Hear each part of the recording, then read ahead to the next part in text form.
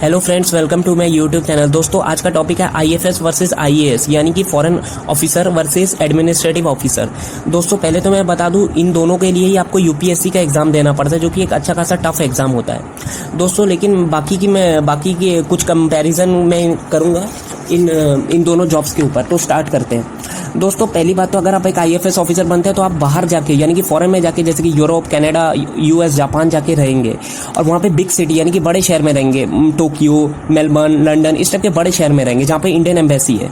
बल्कि आईएएस में हो सकता है आप बड़े शहर में भी रहो, दिल्ली, मुंबई, जयपुर टाइप, या हो सकता है आप किसी गाँव में या छोटे शहर में भी रहो, क्योंकि आईएएस की पोस्टिंग कभी कभी छोटे शहरों में भी होती है, टायर 3 सिटीज में भी। तो तैयार रहना दोस्तों। जहाँ तक बात करें उसके बाद की डीलिंग विद पीपल, तो आईएफएस हमेशा बड़े जो मतलब हाई डिग्निटी वाले पीपल होते हैं, बाहर के लोग, उनसे डील करता है। बहुत कम लोगों से एक आईएफएस ऑफिसर डील करता है। आईएएस हमेशा कॉमन पीपल, जो गांव के लोग, शहर के लोग, एक जनरल बंदे होते हैं, उनसे डील करता है।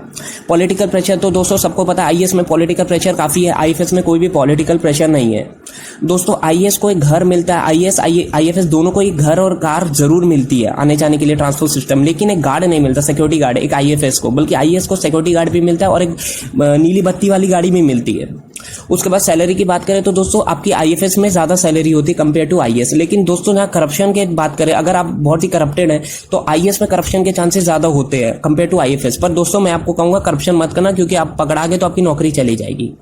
उसके बाद फ्रीक्वेंट ट्रांसफर की बात करें तो आईएएस के फ्रीक्वेंट ट्रांसफर के चांसेस ज्यादा होते हैं, क्योंकि पॉलिटिकल प्रेशर है इसमें। आईएफएस के फ्रीक्वेंट ट्रांसफर के चांसेस कम होते हैं।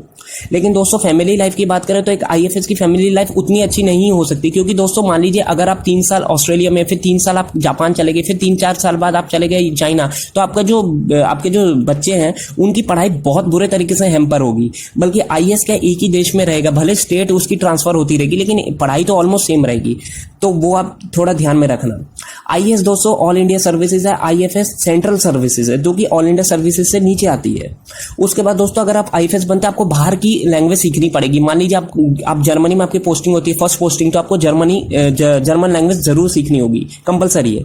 बल्कि आईएएस में आपको स्टेट लैंग्वेज सीखनी होगी। मान लीजिए आप दिल्ली के और आपकी पोस्टिंग होती है आसाम में, तो आपको आसामीज जरूर सीखनी होगी। फर्स्ट लैंग्वेज कंपलसरी है दोनों में, ठीक है। उसके बाद दोस्तों, ट्रेनिंग की बात करें, आईएफएस की ट्रेनिंग पहले तो लबासना में होती है, स्टार्टिंग ट्रेनिंग, वो तो सबकी होती है। लेकिन उसके बाद दिल्ली में आपका जो मेन उसका जो अथॉरिटी है वो दिल्ली में है, तो दिल्ली में आपकी ट्रेनिंग होगी। बल्कि आईएएस की ट्रेनिंग पूरी लबासना मसूरी में होती है। पावर की बात करें तो सबको पता है दोस्तों, आईएएस की पावर ज्यादा होती है कंपेयर टू एक आईएफएस ऑफिसर। उसके बाद दोस्तों, अगर आप लास्ट में मुझसे पूछे कि दोनों में से कौन सी अच्छी नौकरी है, तो दोस्तों देखिए, दोनों ही जॉब बहुत अच्छी है। लेकिन अगर आपको पावरफुल पोस्ट चाहिए, सिक्योरिटी गार्ड चाहिए, तो ये आईएएस है। पर अगर आपको कोई पॉलिटिकल प्रेशर नहीं चाहिए, टेंशन फ्री लाइफ चाहिए, सैटरडे संडे ऑफ चाहिए, जो कि एक आईएफएस में ही मिलेगा, सैटरडे संडे ऑफ, तो फिर आप आईएफएस में जा सकते हैं। अगर आपको बाहर घूमने का मन है, बाहर दुनिया देखनी है, तो दोस्तों वीडियो यहीं तक था। प्लीज शेयर करें वीडियो। Thank you. जय हिंद।